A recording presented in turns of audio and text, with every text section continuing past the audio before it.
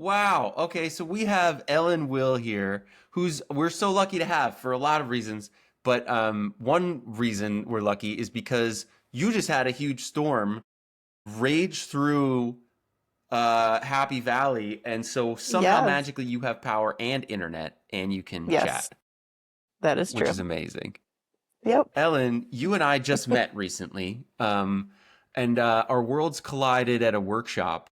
And one of the things that I quickly learned and liked about you was that you were a person who I feel like can identify and understand thoughts and feelings in your own mind and body, and then like had a really smart kind of thoughtful approach to responding to those, and relaying those to the other people in the workshop and group, and in a way that like made people feel connected to you. And I just think that's like a special gift to be able to do like all three of those things like in a row. I don't think most people can do all of them. Maybe a few, maybe one, but definitely not all in a row. And I just love that about you. And then I learned a little bit more about kind of your work, and I was like, oh my gosh, I should be chatting with Ellen about like culture and leadership and management and like all these things. And somehow you were like, yes, I would like to chat with you. Yeah, I would. I mean, it helped that your workshop was free. I know you were doing like I need to try out some new stuff. So I'm going to make Yeah. it free to entice people to come. So I appreciated that. Yeah. I was having a really bad week leading up to that. I thought, I really don't want to do this, but I signed up and I committed. And so I'm going to go. And it was actually the activities that we did, I'll be honest, I have done before. Yeah. But some of the ways that you presented and the opportunity to do those activities with a group of people I didn't know Mm, made it different and interesting. And I did have some of my own sort of aha moments mm. in there as well. And so I appreciated the opportunity, to come and be a part of that experience. So that was fun. That is so nice of you to say that. And that helps, that like really makes me feel good, because there are so many games and icebreakers and like things that we've all done in like workshops and things, but when it feels different, like that's a raving endorsement. Thanks for saying that.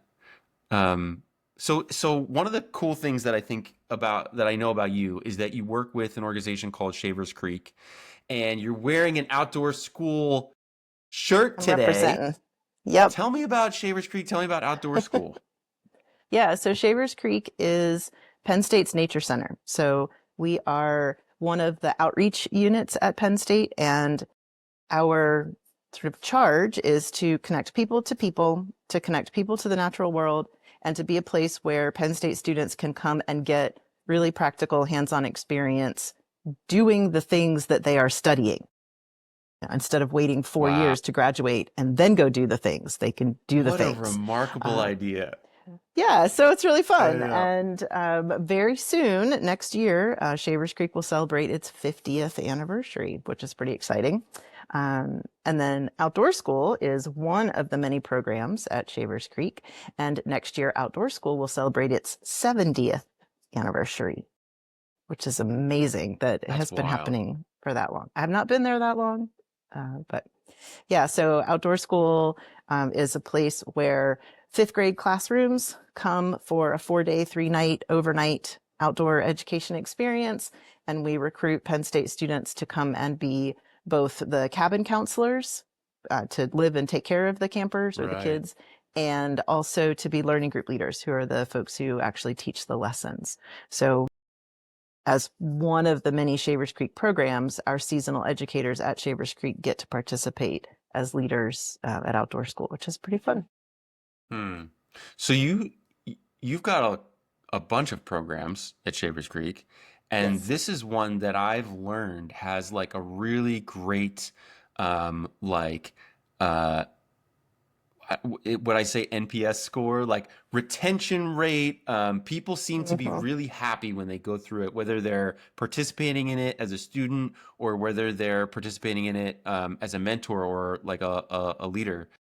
And so something like that, especially if you have the track record and sustainable track record for like 50 or 70 years of like an organization's existence, usually my brain first kind of like thinks about values and like how those values are portrayed, but also like acted out as an organization.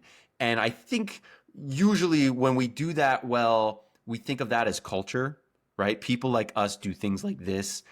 Is a little snippet that I love from the prolific Seth Godin. I don't think there's a snippet that's like as clear as that. People like us do things like this, right? So I feel like you're doing something that's working really, really well. And one of my first kind of thoughts is, how do people feel? Like, how would you explain the culture feels to someone experiencing it for the first time? Like, so if I'm jumping in as like um, a mentor or a leader, and I'm learning how we do things at outdoor school, and you're training me up on how we're engaging with students, like how does that feel for someone getting onboarded? Yeah. I think there's a couple of things that are important to us. One of those is honoring the traditions and the history of the place, and knowing that the things that we have done for years and years and years work. So we honor those, but we're also open to outcome, which is a phrase that I learned from Corky Potter, who was the founding director of Shavers Creek Environmental Center. We were on a trip with some undergrad students, and we were in Boston, and there was a snowstorm coming, and we were supposed to drive back to New Hampshire, but we could not do that in the snowstorm. And he said, and I was panicking. I was Yeah, going to yeah. have to drive this 15 passenger van in the snow. And he said, No. be open to outcome. We'll figure it out. And that phrase has really stuck with me. But I love to apply it to the idea of when we have somebody new coming in, either to be a cabin counselor or to be a learning group leader or to Mm, be one of our seasonal educators, everybody brings their life experience with them. yeah. And what does each person have that they can contribute? So yes, this is how we've done it. This is the tradition that we're upholding, but how can we be open to new ideas and valuing what each person brings? So I think that's an important piece of it. I think another important piece of it is that idea of valuing an individual's contributions Mm. and spending some time at the beginning to ask people, what are you good at? Oh, What's the strength that you bring to the group? And, sometimes when we're working with undergraduate students and maybe they're first year students, they're 18 years old, they're like, I don't have any experience. Well, yeah, but you've lived for 18 years. You're good at something. So even if yeah. it's not related to what we're doing, what are you good at? Um, so this past season of outdoor school, at the end, the students have to write a reflection. And there's 4 prompts. And one of them is, what did you discover that will help you with your academics? What did you discover that could contribute to your professional success? What did you learn about leadership and group dynamics? And then there's a question about health and wellness.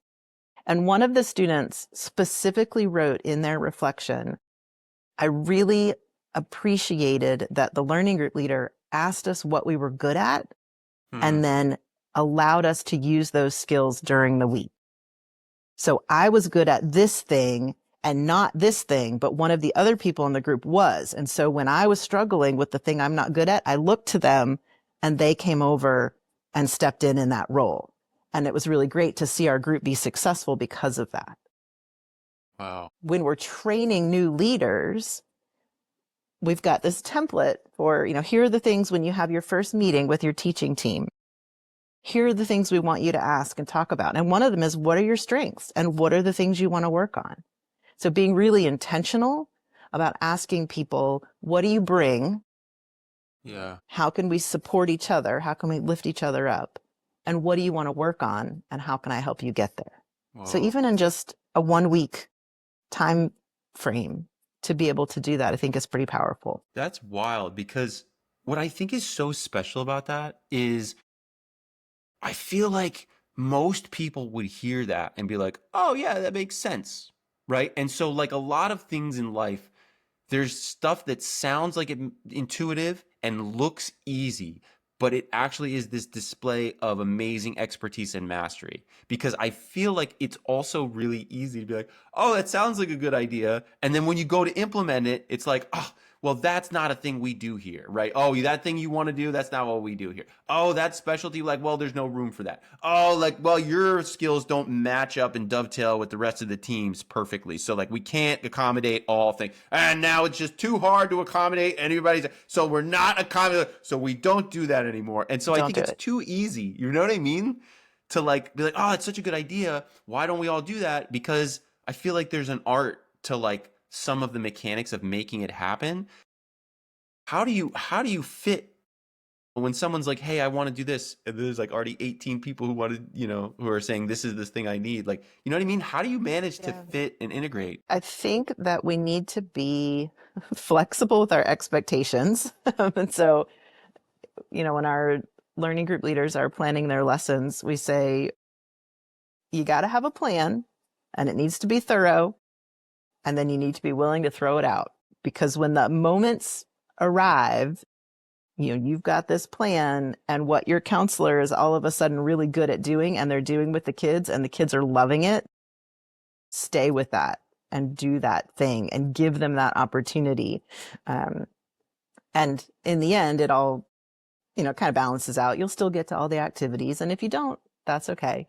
Um, I think, yeah, being willing to create a space where it's more about the experience and less about checking the boxes of the tasks. These are the things we have to do. Well, no, these are the things we would like to do. And along the way, can we support people in getting experience in whatever it is they wanted to get more experience in? Um, it's not perfect. It doesn't always work. Some people say, I really wish I had more time to teach. And then we write back to them and say, then come back next semester Right. and do it again. And you will, when you come back and you get to try it again, you get better at it. Yeah. Right. Right. Yeah. If you want to learn to make a latte, you could go be at your house and get a machine and make a latte every day for yourself. Or you could go work for a coffee shop and make 200 lattes a day and you'll get really good. Yeah. Like that makes sense to me, right? Like you're like, And hey, you would get if you want to do feedback this, that you're not going to get from yourself. right? So, Wow. you need feedback from other people to say, yeah, this part worked and this part wasn't so great. We we had a graduate student a couple of years ago who, when we did our session on um, being ready for feedback, she said, let's call it feed forward, because Hmm. really we're trying, you're here and we're trying to get you here. And so we want to move you forward. So it sounds a little bit cheesy, but I think when we say it out loud in class, the students go, oh, okay, Yeah. because they realize it's helping them to advance rather than criticizing them. Because people like feedback, oh, and they get all cringy and, Yeah. feedback is scary. And no, feedback is meant to help you get to the next step. So we like calling it feed forward, which is cheesy, but I think effective. Yeah. No, I like that because it does kind of it sort of challenges I don't know if it's a mindset or assumption, but this feeling that feedback is a step back, right? And by saying feed forward, you're saying, no, no, no, no, no. This is feeding the virtuous cycle of the flywheel Yes. that if we keep putting like, no, no, no, no, like this is forward, like this is momentum, which I think is a wildly different thing because it's so easy when we get feedback. It's like criticism that feels like it's too easy to be defensive. Well, the reason that we do it this way is because, right? It's just so easy for our instincts to just be to defend the thing. And I think now once or twice or maybe even three times in our conversation right now, I've had the thought in my mind of like open to outcome. And I think that's another opportunity for that phrase to slip in of like, hey, maybe like if we're changing our mindset here a little bit and thinking of it as a thing that moves us forward, then maybe that would also allow us to be open to whatever else is possible because of that new information. Um, so like, And that even go the ahead. idea of feeding something, when you feed something, Yeah, like, you feed your kids, they grow. yeah. So when you Hopefully, feed yeah. something forward, you're growing somebody towards where they want to be. Um, Yeah. Yeah, I love that. It also feels like so this relates to the sustainability part, right? Which is like, yeah. We have this policy. We do this thing. Like you've been gathered here today. Here's my ask of you, or here's my framing of what we're going to be doing. And the way we think about these things is X, Y, Z. But then like the small, frequent, consistent follow-ups that allow that thing to take root. So like feeding is not a once a day thing usually for most of us. At least for me, I need to eat several times a day. And I wish I didn't because, that also costs resources to eat as much as I eat per day. Whether you're watering a plant, whatever, it's a consistent thing Mhm. that you have to be Yeah. present for, which I imagine is part of your um, kind of uh, like curriculum. I don't know if that's the right word. Yeah. Or, the intentionality of checking in with people and not just Yeah. waiting till the end of the week. Um, we build in to the program kind of daily check-ins or after each lesson check-ins between the director staff and the teaching staff. And we've told them up front, if we ask you, how'd your lesson go? And you say, it was fine. We're going to push and say, was it fine? It was okay. I can live with it. It didn't go quite the way I wanted to. Or was it fine? Yeah, everything went just as I expected it to go. You can't just say it was fine. It's a terrible answer. How do you And get then, past that? That's such a brick wall, though, Ellen, right? Like, how many parents are listening to this right now going like, oh my God, every time my kid comes home from school, they're like, it was good. How's soccer? right, Good. How's good. So karate? what I Good. say, right. So what I say to my kid, who is almost 17, how was school? It was good. What was good about it? Right. Oh, well, in history class today, we did Yeah, XYZ. And yeah. then he goes on this, half Right. hour tangent about doing a mock trial in class, and you get to hear all about it. So it takes that extra question. What Yeah. was good about it? What did you like about it? Right. It's like the difference between asking a closed-ended question and an open-ended Yes. It's question. specific. Um, Right. Yeah. it's That makes perfect sense. specific. Yeah. Yeah. What's something that was great about your day today? Right? Like that's I Yes. think a little bit easier than a broad like Uh-huh. vague, I don't know, a bunch of things happen. Like it's also just like hard to manage that. I think for a kid but also for adults. Like I find myself doing that like me as an adult who wants to interact with like my wife, you know what I mean? But like for some reason what comes out of my mouth it's like, "Oh, whatever, it's fine." It was I don't fine. I want to get did some into it. stuff. Like yeah, it's It too was much. It's like it productive. was a whole day of stuff, Yeah. right? Yeah. So that makes sense. I feel like one of the other kind of like secret sauce ingredients that you have layered in is this idea of like psychological safety, which you and I talked about in the workshop that we were in, right?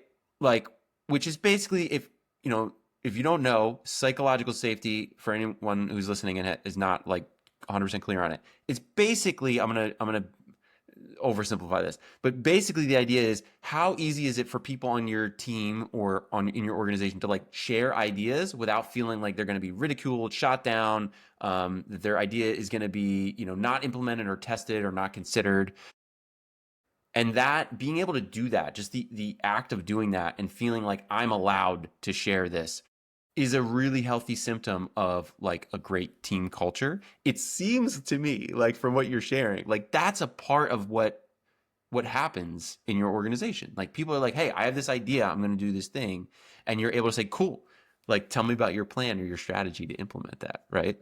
Like I think yeah, it's definitely true for outdoor schools specifically. So, I have a co-director who's been with me for almost 15 years, and every year we have a new program assistant who just works with us for the school year. And I would say I'll be generous, I'll say in the last 10 years, I've gotten much better when somebody says, I have an idea. I've gotten much better at saying, tell me about your idea. Why do you think that would work? What do you need to try it? Um, and I'm much more willing to just say, let's try it. And if it right. works, great. And if it doesn't, then we know. Um, so just, again, being open to outcome and wanting to give people the opportunity to try something that they are excited about. Um, so my co-director came up with a totally redesigned lesson for the last morning of outdoor school, and put a tremendous amount of work into it. And I was skeptical. Yeah. Um, and we did it as a kind of demo with the leaders, and they were like, whoa, this is a lot. I don't know if fifth graders can do this. And so he took their feedback and he went Mm, back and kind of retooled some things. And then we tried it every week. And every week he learned something. And every week he went back and retooled a few things. And by the end, people were like, wow, that was really cool. We had some really good conversation in our small groups with our campers. They seemed to get it. mm, So just wanting to give people the space to try things, I think is important. And I think that's important for educators to be able to do that with people they're mentoring, but also with their students. If the student wants to try a different way of doing something, okay, let's try it. See what happens. I mean, who who is it that says it's like Thomas Edison, or I don't know who it was, but said something like, I haven't failed 1,000 times. I've learned a right, thousand ways that don't work, or right, whatever. Just right, reframing the idea right, of trying it. And if it doesn't work, then you know. right, right. Yeah, that's wild. I wonder, because like my first instinct can be really not helpful. Like my first instinct for a lot of those things would be like, well, that's not the way we've been doing this for years. We know what works and what doesn't. Like we would never try that. Like, of course not. Right. Like it's too easy to be like, listen, pal, like I've already done this. Like I've tried things. Like we don't need to try your idea. Like how do you, maybe you've experienced that because I feel like that's probably also just a human instinct. But maybe you've also worked with people who are like that. Like, how do you flip that switch to go from like no to like maybe let's find a small low risk project, that you can experiment with, or like what I mean? How do you shift? How do you do Right. that? That's a good question. I don't know when and how that shift happened for me. I know with our program assistants, we have a new person every year, and every year they come up with something, and we're like, yeah, we've done that. It didn't work, Yeah, but I'm going to let you try it anyway. yeah, Because at this point in my career, I am more interested in helping other people to figure those things out for themselves than I am holding on to this is the way we do it because I know this is the best way. And that's just because I've been doing this for a while. And so I recognize that. Um, how do I get other people to do that is a good question. You might have to ask them. I mean, I don't, like we talk about being good role models. And if we want yeah. people to be open to outcome, we need to role Right, model being open to right, outcome. right. How do we teach our students to do that? Um, I think they write lesson plans and we say, we've given you the basic curriculum. It's up to you what order to put it in. It's up to you how you want to reflect on each activity with your students. It's up to you how you string them together and tell the story. And then they do it and we read their lesson plans and we're like, oh, I Hmm. don't know if that's going to work. And then so we give them some feed forward, like, have you Right. thought about what would happen if go back and compare your reflection questions to the learning objectives. And if they're not in line with each other, the campers aren't going to be able to answer those questions. So just I think the way that we offer suggestions and feedback helps people to get to that place where they're willing to try different things. Mm-hmm. Um, we have a lot of Hmm. students who, for their reflection activities, they don't put a lot of detail in their lesson plans and they do a lot of sort of big group. They pose a question and expect the group to answer. And Right, people are not right. going to do that over and over again in big groups, especially if it's hard questions. Yeah. And so pushing them to find other ways of creating opportunity for people to process and reflect that aren't just, oh, I have to answer in front of the whole group. That's Right. terrifying. Yeah. Um, yeah. But I don't know. I think you'd have to ask some of the people who've been in our program what they think in terms of how we create those opportunities. I I don't mean, know. I secretly love that answer because because it's clear to me that what you're doing is like mindset based, right? Like what you just said was, "Oh, I'm more interested in how the organization's performing as a whole." And part of that is like making sure that the people who are part of that organization are getting what they need and being intrinsically motivated to produce the stuff that we need, you know, at a higher level. So like that you are now valuing more than you are valuing like the need to do it a certain way. So the execution pattern, whatever, like is less important than like, are they intrinsically motivated? Are they making progress? Are they achieving our overall outcomes that we're looking to achieve as an organization? Like that's, you just simplified quite a bit there.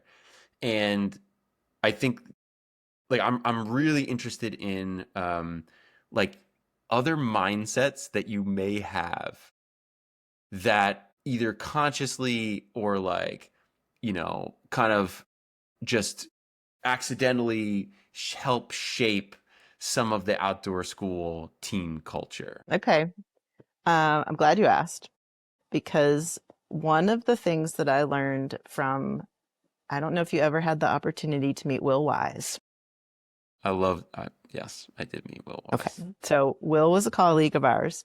And one of the things that Will taught us is connection before content. And I have taken that to heart. And I try to be really intentional about starting every meeting, every class session, maybe not every day I walk into the office, but Yeah. trying to be really intentional about connecting with people as people before we launch into the content, which I think goes back to a comment that I made earlier. Maybe we were recording by then, maybe it was when we were just chatting Yeah. beforehand Yeah. about valuing what people bring. Right. And so for example, in our learning group leader class, so these are the people, these are seasonal educators from Shavers Creek and undergraduate students who have already been counselors at outdoor school. So they've done the cabin Right. thing, stayed with the kids. Now Right. they want the teaching experience. So these are our learning group leaders. And so they have a 3-credit class that they take in order to be learning group leaders and teach a week of outdoor school. And so at the beginning of every class, we have a soft open, which I learned from, I think it's Mark Collard, who's the Plameo. Yeah. He Yeah. runs the Yeah. Plameo site. Okay, so I Yeah. went He's to one of great. his workshops at a conference years ago, and he taught me the concept of the soft open and giving people something to do to engage when they walk in, but it's optional and it's low risk. And so we do stuff like that. And so the first couple of weeks of the semester, I will lead it. And then I have the students sign up. I explain to them, okay, this is what we just Right. did. So it's one of those things where, you know, the sort of idea of parallel process in training. I'm going to Mm, do with you the thing that you are then going to do. right. But I also need to pause and step out of character and explain to you what I just did. So we do these soft opens the first couple of times and I say, okay, this soft open is an opportunity for people to come in, to get comfortable with each other, to not feel like we're like, okay, here's the agenda. Right. Now we start. And so then they sign up with a partner and I make them sign up with somebody. I ask them to sign up with somebody they don't know, you know, because a lot of them are buddies This is already, you going know, on the they're internet, friends. Ellen. This Yes, right I know. here, just so you know. Yes. I make them pick someone they don't know, or someone they don't know very well. And with that partner, they create the soft open for a designated class period. And so they can request materials or whatever, but they come in 20 minutes early and get it all set up. And then they're so excited to have people come and play their game or do their thing or whatever it is. Yeah. And, you know, I had a student create a word search with all of our names and, you know, lessons and things, words that were related to outdoor school. And she was so cute and she wanted to hand them out to everybody when they came in and who could finish theirs the first. And they're like, wait, I can't find, wait, did you find? And they're Yeah. talking to each other and it's so cute.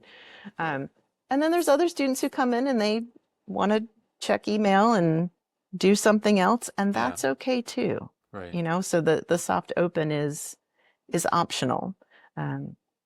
And then we try to do a grounding, an intentional kind of thing with the class before we launch into the content for the day. But, you know, Will was an amazing human being. And I think so much of how I want to interact with people and how I want to Mm. bring myself to a space has been influenced by him.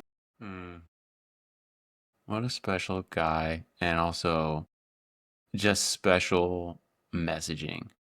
Because what you have done that's cool is you've taken the idea and you've been able to like execute it in a way that allows it to be part of your operating DNA, your operating religion of your organization, right? Like we start with this, we move into that, and the why about that is really clear. Is because we know that like you're we're warming people up in a way that they want to be warmed up, right? How many icebreakers do we have to do where people are like how many eye rolly groaning icebreaker thing, like, okay, I might tell your name and where you're from and your favorite pencil. Like, how many do we need to do before we speak to people and train people and coach people and work with people the way that they want to be spoken to, taught, right? And it feels like so easy. But I think the reason we don't do it is because we're like, oh, that sounds like a great idea, but like I don't know what to do. Do you have Yeah, like, or you don't feel like you have time.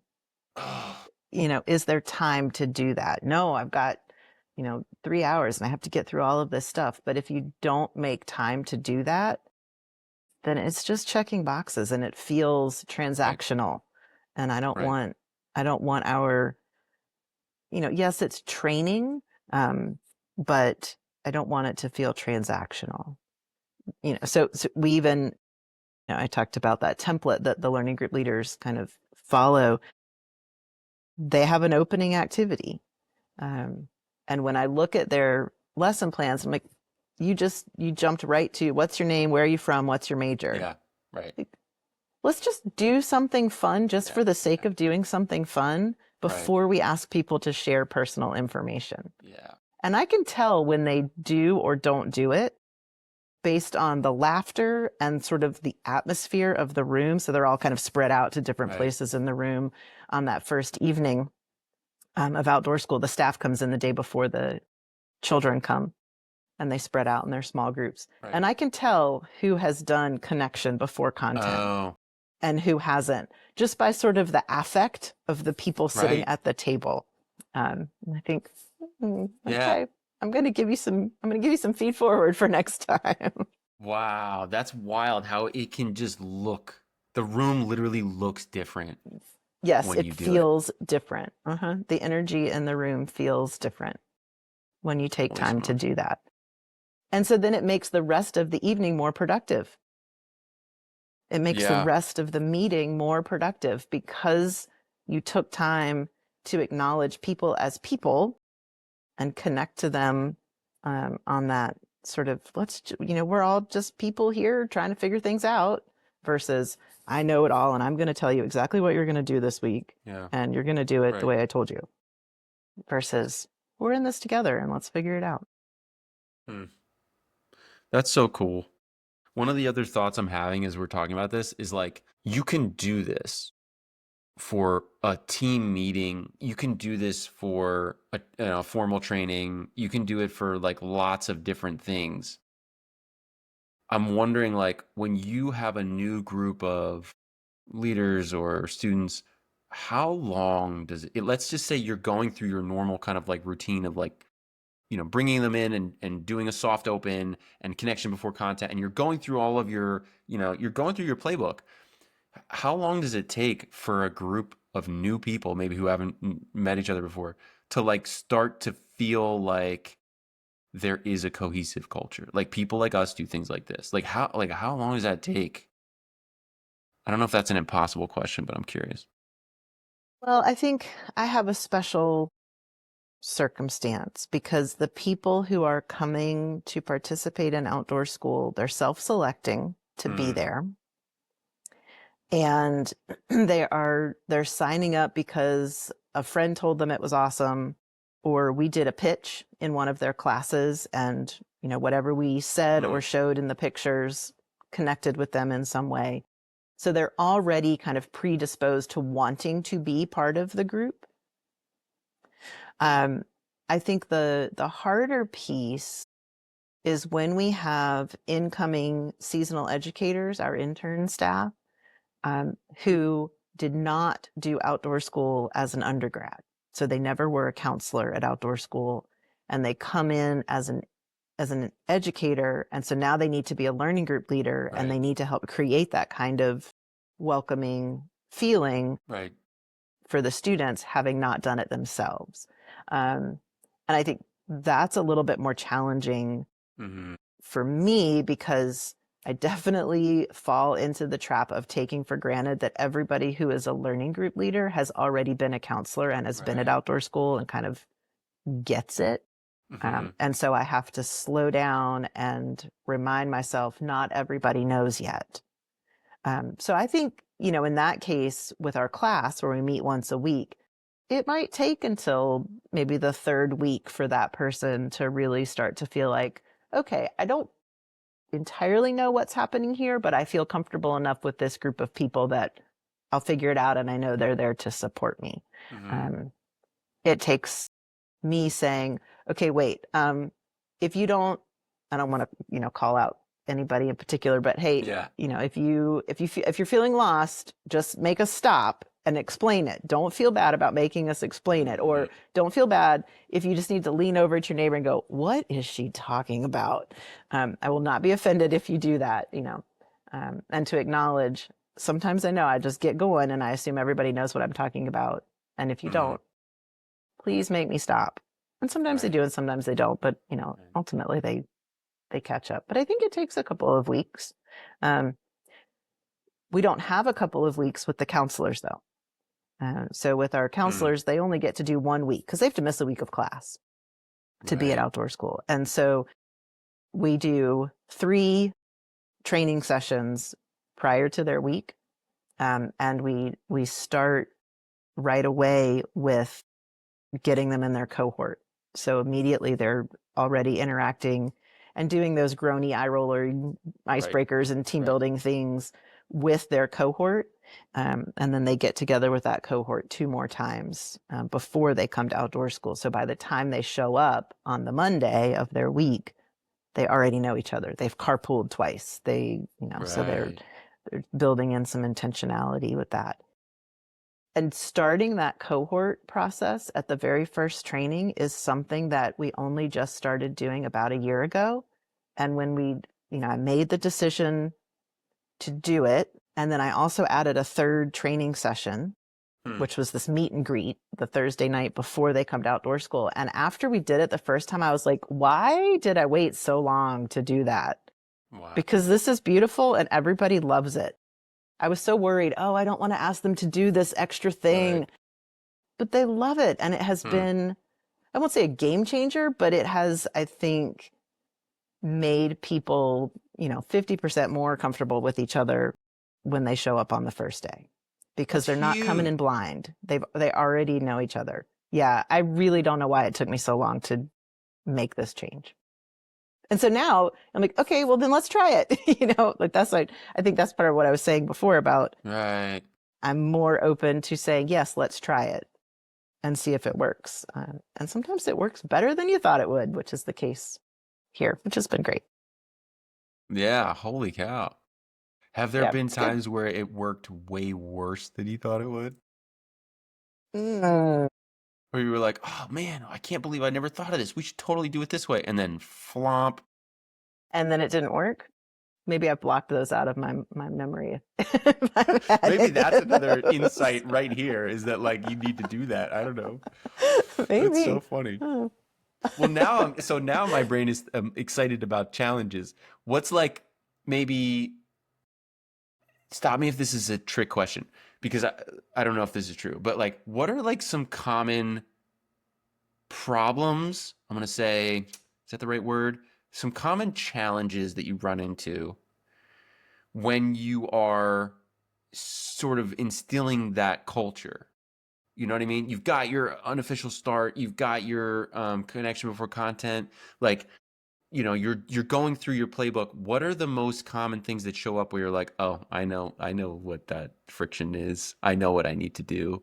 Like, what are some things that show up for you? So I think that one of the most common challenges, just sort of an ironic thing, is that the counselors, sometimes we do too good of a job of creating community with the counselors, and they want to hang out with each other more than they want Right, to hang out with the right. kids. Oh, that's And so, I'll look out yeah. the window from the lodge during free time, and there's this clump of counselors, and they're all talking to each other, and the kids are playing tetherball or knockout or whatever. Um, and I'll have to saunter over and sort of casually insert myself in the circle. I'm like, What are you guys so doing? what you doing? What are you talking about? And they're like, oh, we should be playing Right. with the kids. So it's very sweet. It, That's one of the good problems, I don't right? know. That's a Like good that's a problem to have. yeah, I mean, that's Yeah, easily it's a good managed. problem. It Yeah. is. Yeah. Um, I love that other, though. That's so true. I feel like it's true for a lot of people. Like a lot of it teams, is. like when you're really cohesive, like, so Yeah. So yeah, you get distracted by each other and a little off task. Yes. Um, things that I think are challenging for us. Um, sometimes there's kid behavior that we just are not experts in, and we there's only so much that we can do to mitigate it in the 4 days that the kids are with us. And um, counselors and learning group leaders will get discouraged because they feel like they can't work with this camper. This kid just is not into it, or they're acting out in a way that they're not sure how to manage. And, we try to say, well, behavior is communication. So what is the root thing that right, is happening? And even if we can identify the root thing, we may not be able to do anything about it.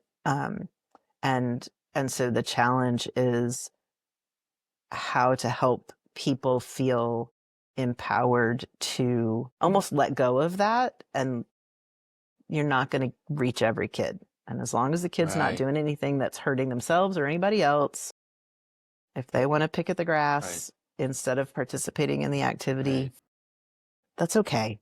Yeah, And I think that's hard for some people because they want everybody to be involved and they want right, everybody to participate in the activities and get as much out of it as they can. And for some kids, maybe they're just not in the right headspace that morning, or something's happening at home that we cannot control. right. And so it's hard for me to Yeah, see them feeling discouraged, right. and again, we're not experts in all kid Yeah, behavior, and we right. don't have that's you could spend 4 years of college learning about how to manage kid behavior Yeah, and still be challenged by it. for sure. Um, so we have to do, the best we can for the most number of kids who Right, are with us, right. and be okay with that. But that's hard. That's hard to watch that when they struggle with that. Yeah, I mean, especially, you and the people you work with are people who care. Right? Like you showed up because you wanted to work with these people and you wanted to make a difference in somebody's life. So when it's like you're not getting all of them. Like that is a difficult thing to swallow.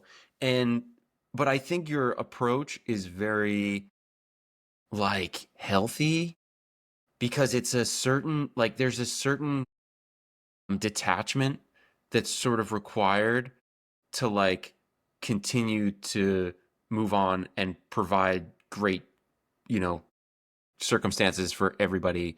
And like, it's just like, oh man, that is a difficult negotiation when you care deeply Yeah. about someone. Yeah. Yeah, and detachment, right. It's being willing to let go of, I don't need to spend 10 minutes of my lesson trying to coax this kid in while the rest of the kids are standing there waiting for me to do something. So again, this is a place where, because we're working in teams, oh, I remember that my counselor so and so has experience with whatever it might be. Maybe they took a class on, special education or something. And so I can say, hey, while I'm getting this activity going, can you talk to camper so and so and see Hmm. if you can find out what's going on with them and what we can do to help them. But yeah, then at some point you have to say, I've done what I can do. I either lean on the teacher who is there with the students. Um, or I let it go and the kid will come when they're ready. It's Yeah. that challenge by choice. They'll join in when they're ready. Right. Yeah, which is also like a very healthy and important thing because I would imagine is in your case, a lot of kids do. They just needed that time and space to feel like they could, process or deal with whatever they were experiencing, and then they're ready to jump in. It's almost like they needed.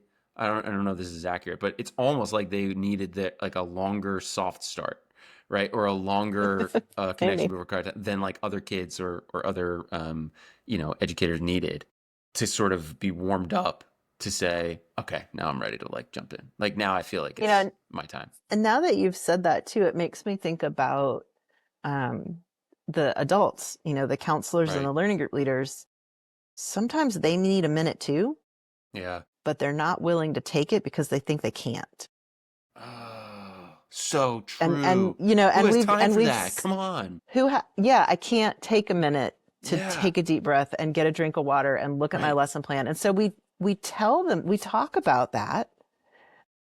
And again, we are so lucky that we have the ability, we might have 15 children in a learning group Mm-hmm. and one learning group leader and 4 counselors. So we have 5 adults and 16 or 15 kids. Amazing. And Wow. so we've said, if you need a minute, ask your counselors, ask your teaching team Right. to do a water break with the kids or play a quick game of, screaming toes or whatever, Right. so that you can take that minute. If you have counselors who need to take a minute and step away, tell them that's okay. And we do tell them that, the counselors, on Monday. And in fact, it's part of this whole camper counselor safety sort of talk. Like Yeah. if you're getting frustrated and you need to step away, do that. Check in with Yeah. somebody and do that. But we tell them that on Monday. And so by Wednesday or Thursday, they have forgotten that we've given them Right. permission to Right. do that. And then they get all Yes. stressed out and they're like, ah. Yeah. So I don't know. I think maybe we could do a better job of, we have midweek check-ins where the learning group leaders and the teaching teams check in. Could probably do a better job of one of us starting Mm. that off by saying, how's everybody doing? Are you remembering to take a minute for yourself? Are you Right. remembering to drink enough water? Are you remembering to, Yeah. The things like that. basics. It's crazy, Yeah. right? It's Maslow. wild that's like, no, we can't. Like that's what. Oh, it means I'm weak and disorganized if I have to take a Right. break and go look at my notes. Like, right? Like that's Right. what? Right. So that is something we've very intentionally done, is that the learning group leaders create field notes. Do not call it a cheat sheet. You're not cheating by looking at it. It's your field notes. You're Right. supposed to Right. look at Right. it. Right. It's Field there to notes. help you keep organized Yeah. so that you don't have to memorize everything. But don't call it a cheat sheet. You're allowed to have it. We want you to show people that you're using it. Right. I like drawing that line in the sand with language, being like, no, you're not. We can't. We don't call it that. Right? Like people like us do things like this. That's like a hard Yeah, habit to language. break, man. That's a tough habit to break, I feel like. Mm-hmm. Um, did you ever feel like there was a time where maybe with a certain group or a certain project where like the culture was in jeopardy and you were like, oh man, like it's never gone this way before, and you had to like step in a certain way or like CPR it in a way that you hadn't had to before. Have you been in that situation? So many, many years ago, we had our first week of the spring semester. Counselors were just not in it. Whoa. It was like they just Whoa. didn't care. And I don't Like know the if whole the batch. weather was like, the whole batch just seemed Oh like, man. whatever, just going through the motions. Like there was a counselor who fell asleep during a lesson. Like they had come Oh inside because it was man. raining and they were leaning up against the wall and they're like, what is happening Dude, here? what? And I went home that Friday afternoon and I called my mom. I was like, what? I don't know what happened this week. It was ugly. And she said, you need some kind of little way of kind of reminding them of why you need like a Mm. gimmick to remind them of why they are there. And so I thought about that over the weekend, and I went back and my co-director at the time, Paul Palomino is his nature name, is now a principal at an elementary school here in town. And I was explaining it to him. So I don't know if you know the 5-finger contract. Do you know the 5-finger contract? Oh, okay. Well, you Like, explain it because maybe you well, got. so we do like be safe because your little pinky finger sticks out and you can jam it and break it. Be committed. So your ring finger is to be Oh, engaged right. and Yeah. committed to what you're doing. Your middle finger is often used to show disrespect, but it's also the tallest and most important. So let's make it respect. Take responsibility for yourself. So instead of blaming, you're pointing back at yourself, take Mm. responsibility and have fun. Okay. So that's the 5-finger contract. And so we've been using that for years as a contract with the kids. We said, okay, how can we turn that into something for the counselors that kind of elevates it a little bit? So I'll spare you all the like details of how we got to this place, but we came up with 7 foundational values that when you put the first letters of all the words together, we get an acronym. And that acronym is CAMPERS. Let's go. And so it's community, aha, learning, like aha I love moments. aha. I love That was a aha. little bit of a stretch. I know. I Magic, love the stretch. I love stretch. So good. magic, positive outdoor experiences, engagement, respect, and safety. So these are these 7 core values. And so at the beginning of every week of outdoor school, so we don't do this during the training sessions where we've got 100 people in the room. We wait and do it when we've got 20 people on site. And we give them the words one at a time, and we have them sit in small groups and have a conversation. What does this word mean to you? How do you see it as a value? How do you see it playing out at camp? What's your role in making it happen at camp? And so they get 2 or 3 minutes in small groups to Boom. talk about each word. We shuffle the groups around so they talk to different people, but we do them in out of order. And then we put all the letters on a big dry erase board and we say, okay, I used to call it Scrabble. Now I call it Wordle. I'm getting with the times. You gotta keep up with the kids. Say, okay, who's a Wordle fan? Okay, instead of 5 letters for your Wordle today, you get 7 letters. Can you come up with a word using these 7 letters that makes sense for outdoor school?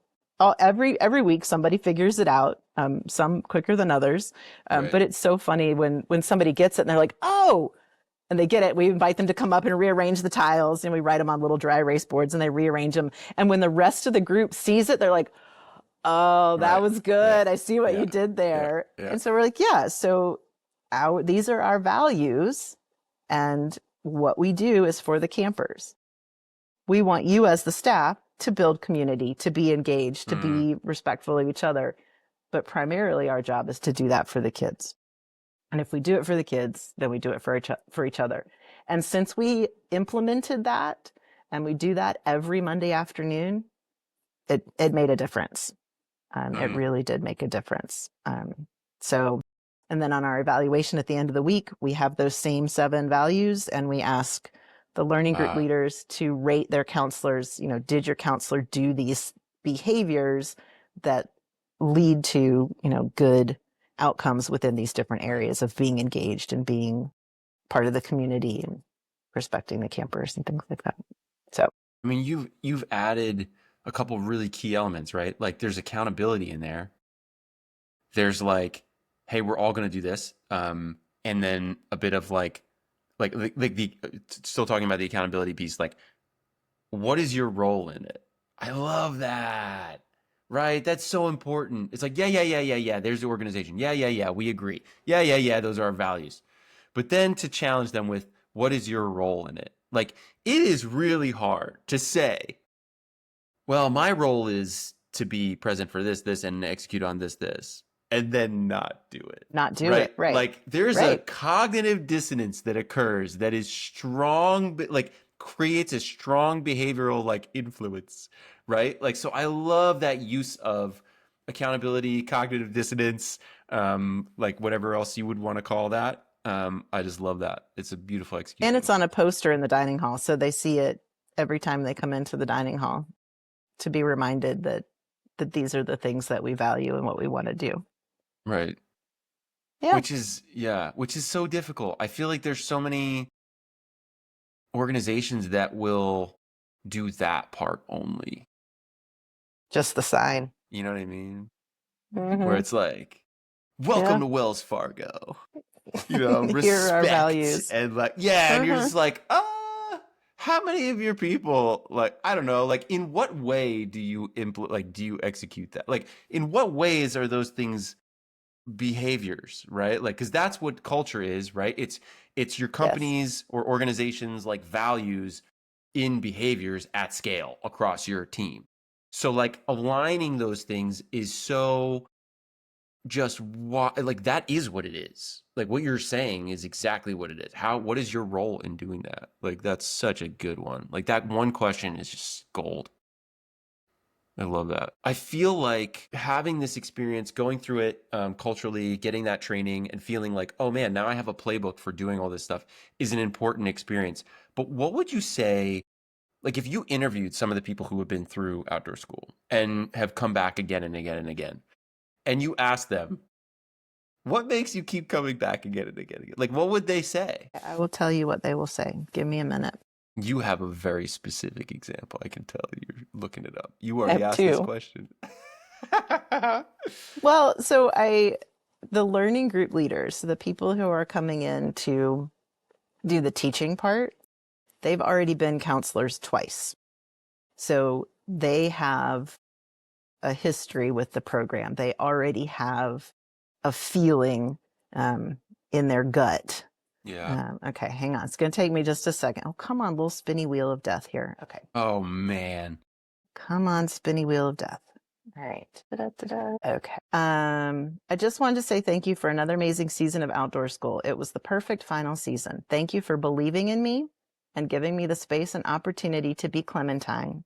This has been my absolute favorite part of Penn State, and I am so lucky to have something that I love so dearly and that is so hard to say goodbye to.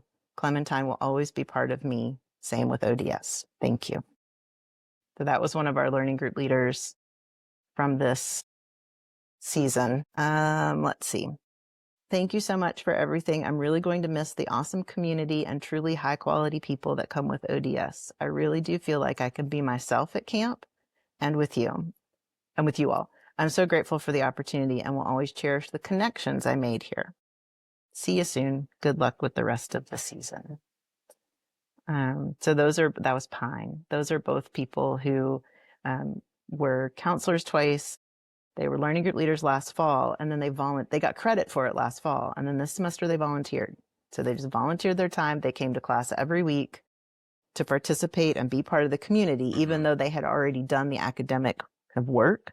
Right. They understood the value of being part of that community and showing up every week. I think that we give people, when you're in college, it's been a while since I've been in college, but when you're in college, No one's counting. you feel like you have to be somebody different for each group that you're with. You have all these different identities. And for some reason, outdoor school seems to be a place where people feel like they can be their authentic selves and they don't have to put on a show. They don't have to act a certain way or talk a certain way or dress a certain way. They can just be their excited, nerdy science, outdoor excited selves. Right. And feel good about that and show other people that they can also be themselves. Right. We had a graduate student, Tim, Dr. Tim Mateer now, Aspen is his nature name. And one of the chapters in his dissertation was about emerging adulthood and identity and what groups people associated with and how that informed their identity. And he interviewed people right after they did outdoor school, 6 months, a year, 5 years, 10 years, and 15 years. Whoa. And not the same people. Like, Right. I'm not going to do a very good job of explaining this, but it was sort of a longitudinal study without being longitudinal. It's like, And wait a second. well, right. So he interviewed people who had done outdoor school 15 years ago And that group Right. was sort of the representative sample of 15 years later, here's how this Right. might influence I people. see. Um, and ask them questions about their identity as an environmentalist, or how they felt about group identity and who they were. And a lot of them talked about, I felt like I was a different person when I was at outdoor school or with my outdoor school friends. Like, I would go back to campus and get together with my outdoor school cohort, and we would throw a frisbee around, or go to a park or go for a hike. But when I get together with my not outdoor school friends, they think I'm weird if I try to sing a camp song, or do Right. something Right. silly that's from camp. And Right. um, so it was interesting how people, as you kind of emerge as an adult and create your identity, how all these different experiences might influence that. You're using like nature names, which I think may also like have a thing about it. What's your nature name? How did you get your nature name? How does one My nature acquire a name nature is, name? yes, well, they say that the nature name chooses the counselor, sort of like the wand chooses the wizard. Um, so my nature name is xylem, which is the specialized cells in a plant that bring the water from the roots to the leaves so that the plant can photosynthesize. That seems So I important. was, I yes, so I was an environmental educator at Shavers Creek a very long time ago. And on the way to the first training session, I was set to be towhee, which is a little bird that sort of hops along on the ground. It's sort of a ground bird. And on the way, I don't know, I just had this flash of inspiration. No, I'm Mm. going to be Xylem because no one else is going to have a name that starts with X. And I thought that was really cool. Well, yeah, that's true. But over the years, I think I have grown into my nature name, Mm. pun intended. Yeah. Because when you think about the xylem's role in the plant is to bring resources, water, and nutrients to the plant so the plant can do its job. My job as the program director is to bring the resources to the people so they can go out and do their Right. job teaching the campers. So I feel like I have become my nature name, which is, you know, yeah, it's kind of a special thing. And once you get a nature name, boy, it sticks. There have been very few cases where people have changed their nature name. Um, Mm. Sometimes for good reason. Sometimes their new name fits them better. Sometimes we have people who participate at Shavers Creek as leaders in training with our summer camp program, and they're 14 and Right. they pick a Right. nature name, and then when they get to be Penn State students and they come back as counselors, they're like, yeah, that name really doesn't fit me anymore, and they Right. they pick a new one. Yeah. Yeah. Yeah, but nature names, it'll No, stick. that makes Nature name, sense. I mean, I remember people more by their nature names than by their regular government names. Government names. I love that. No, that makes sense. I'm like, man, I need a nature. I want a nature name. I'm like, what would my nature name be? Hmm. Is there a Give it some thought. process? Like, how Don't do rush it. I just have to sit with it? Do I Well, if you meditate? ask Cardinal, yeah, well, Cardinal's my co-director. He would tell you to go up to the top of Mount Nittany and have a vision quest sort of thing, sit up there for a while Right. and see what Right. comes to you. Drink a lot of caffeine. And yeah, maybe that'll help me come up with an idea. Holy cow. Well, maybe we have time for one Yes. more question. Um, you have done so much for your students and your staff and your organization. And I'm just like super glad that our worlds have collided because I've also just like learned from you.